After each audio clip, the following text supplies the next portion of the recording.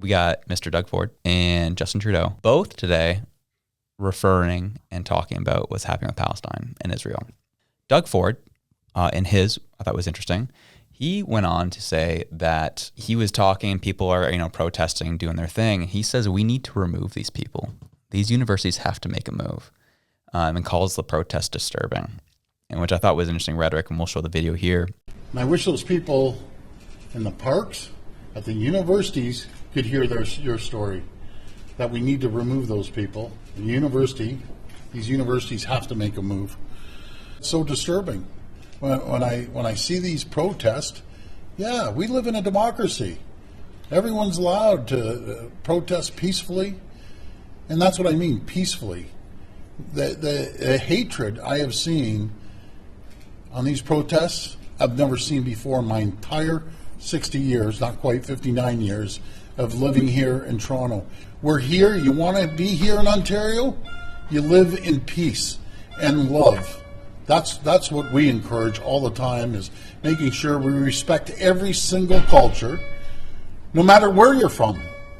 No matter if you're from Palestine, or if you're from Israel, or you're anywhere else. If you live peacefully, that's what we expect here.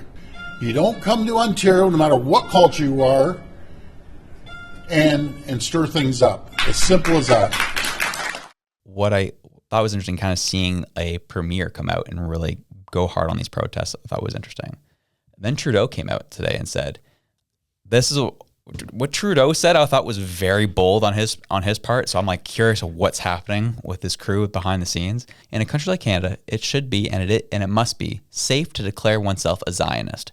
Jewish or not, Zionism is not a dirty word or something anyone should be targeted for agreeing with. It is the belief at its simplest that Jewish people, like all people, have a right to determine their own future. And I was like, for him to come out, you're right. I was like, for him to come out on that Zionist stuff, I was like, it's one thing to be like, hey, like we need to like protect and watch out and say no to anti-Semitism, but him to come out as far as saying the Zionist stuff, I was like, I know that is I'll give him credit. Like that's a huge statement to make. And as much as I hate the guy, I got to give credit on that one. It was a ballsy move. Do you know what I think? I think the people that are behind Jagmeet Singh right now are throwing a party that he's put out a comment like that, because you know what that's going to do. That's going to drive the left directly from the liberals to the NDP. So they're having a great day that tweet came out. And I think it's showing this prime minister just starting to crack. Like, I know we've seen instances of it before where he was in front of the reporters and they were asking him about his security detail, and then he was being grilled when he was making a housing announcement. And there's been so many instances where you just see him just like, the smile starts to like get a little bit creepier and his eye starts twitching and you can see the strain. And then he'll make comments like, we're going to do it or else, or they better be careful what they wish for. Like, this weird, forceful, threatening, just completely dictatorish language that's coming out of his face. I'm like, oh, he's about ready to crack. He's at the end of his wits. And I mean, he's only a human being, right? I get it. You've got your wife left you and wrote a scandalous book about it, and everybody's talking about the intimate details of your life. Then you've got like people flying F you with your name under it all across the provinces and across the country. It's like, how could that not affect you as a person? You'd literally have to be a psychopath to not let it affect you. And as much as I dislike Justin Trudeau, he's not a psychopath, because you can see it. It's wearing on him, and it's creating some interesting things. So I'm wondering if this tweet was just frustration just rearing its head.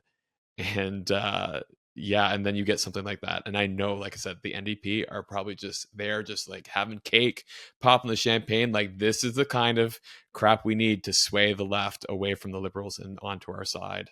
Yeah, absolutely. And it has been interesting to see the NDP make those moves when it comes to this whole Palestine-Israel issue.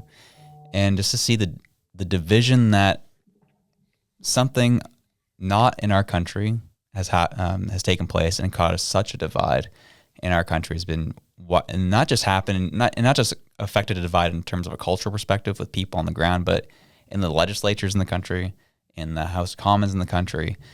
It's the divide is wild of how much it's been driving that wedge, and rightfully so. We talked about on the show where just people who are from here are just like, can we like just bring people together and just shut out the outside noise? Like, this is crazy. That's not our problem. Like, we need to focus on fixing our issues here. And then they obviously get demonized for even thinking that as an idea. And so it's just like, oof, I don't know where this goes. I know it has on our campuses up here. We haven't seen the craziness that we've seen in the States, but we're always just a little step behind, but before things really take off here. And we'll see where this all goes. But I just know that the politicians have just they've not learned what their messaging is going to be on this. They haven't made a really strong point or a point of emphasis or been clear in their stance on how they're going to approach this.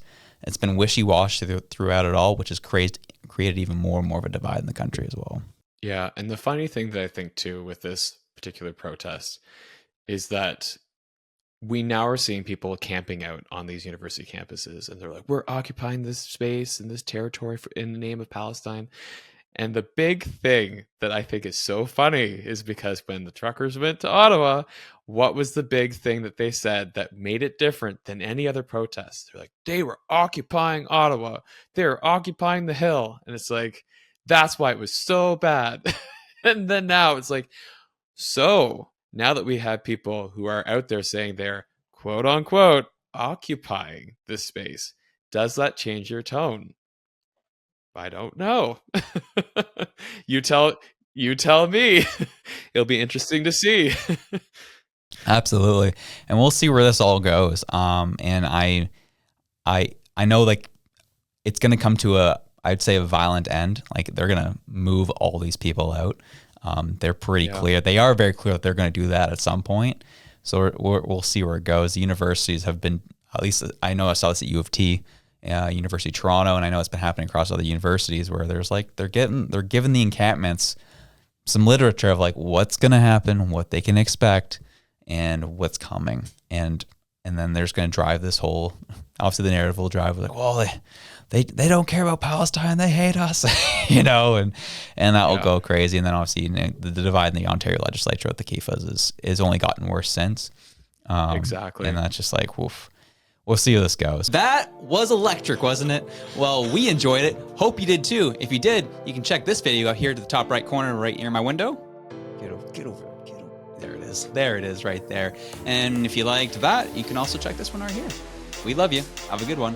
Peace out.